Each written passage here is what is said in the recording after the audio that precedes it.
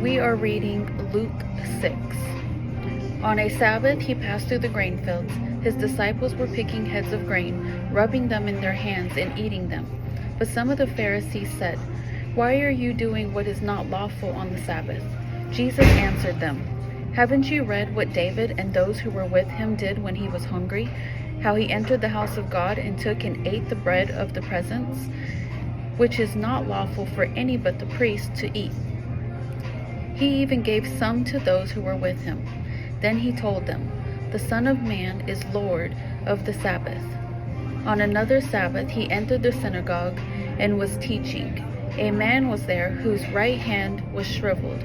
The scribes and Pharisees were watching him closely to see if he would heal on the Sabbath, so that they could find a charge against him. But he knew their thoughts and told the man with the shriveled hand, 'Get up and stand here.' So he got up and stood there. Then Jesus said to them, 'I ask you, is it lawful to do good on the Sabbath or to do evil, to save the life or to destroy it?' After looking around at them all, he told them, 'Stretch out your hand.' He did, and his hand was restored. They, however, were filled with rage and started discussing with one another what they might do to Jesus. During those days, he went out to the mountains to pray and spent all night in prayer to God. When daylight came, he summoned his disciples, and he chose 12 of them, whom he also named apostles. Simon, whom he also named Peter, and Andrew his brother, James and John, Philip and Bartholomew, Matthew and Thomas, James the son of Alphaeus, and Simon called the Zealot, Judas the son of James, and Judas Iscariot, who became a traitor.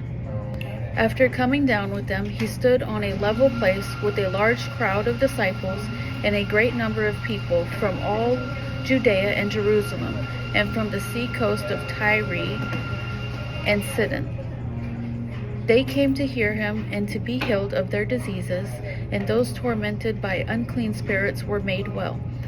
The whole crowd was trying to touch him, because power was coming from him and healing them all. Then looking up at his disciples, he said, "Blessed are you who are poor, because the kingdom of God is yours.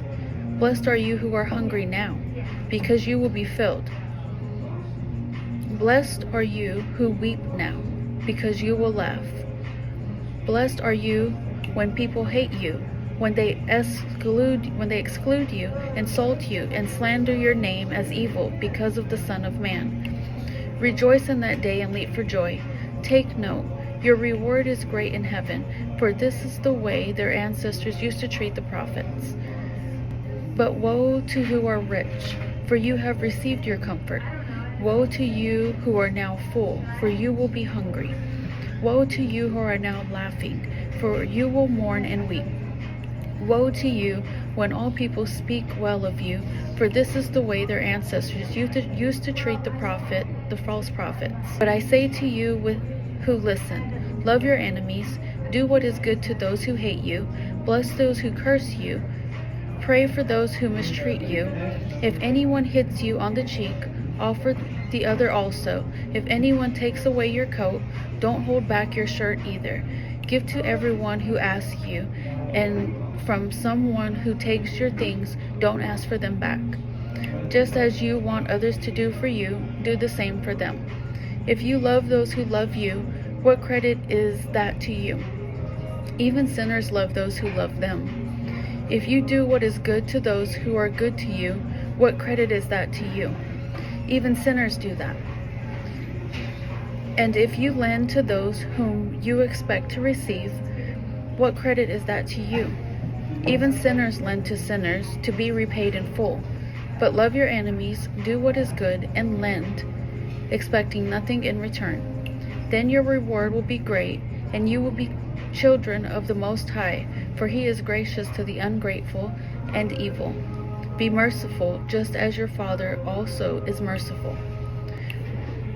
Do not judge, and you will not be judged. Do not condemn, and you will not be condemned.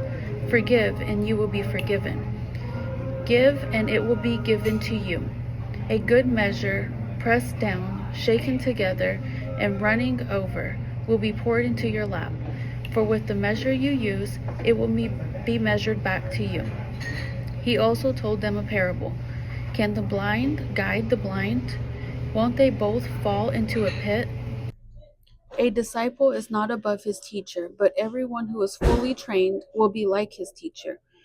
Why do you look at the splinter in your brother's eye, but don't notice the beam of wood in your own eye? For how can you say to your brother, Brother, let me take out the splinter that is in your eye, when you yourself don't see the beam of wood in your eye? Hypocrite! First take the beam of wood out of your eye, then you will see clearly to take out the splinter in your brother's eye. A good tree doesn't produce bad fruit. On the other hand, a bad tree doesn't produce good fruit. For each tree is known by its own fruit. Figs aren't gathered from thorn bushes, or grapes picked from a bramble bush. A good person produces good out of the good stored up in his heart. An evil person produces evil out of the evil stored up in his heart. For his mouth speaks from the overflow of the heart. Why do you call me Lord, Lord, and don't do the things I say? I will show you what someone is like who comes to me, hears my words, and acts on them. He is like a man building a house who dug deep and laid the foundation on the rock. When the flood came, the river crashed against that house and couldn't shake it, because it is well built. But the one who hears and does not act is like a man who built a house on the ground without a foundation. The river crashed against it, and immediately it collapsed. The destruction of that house was great.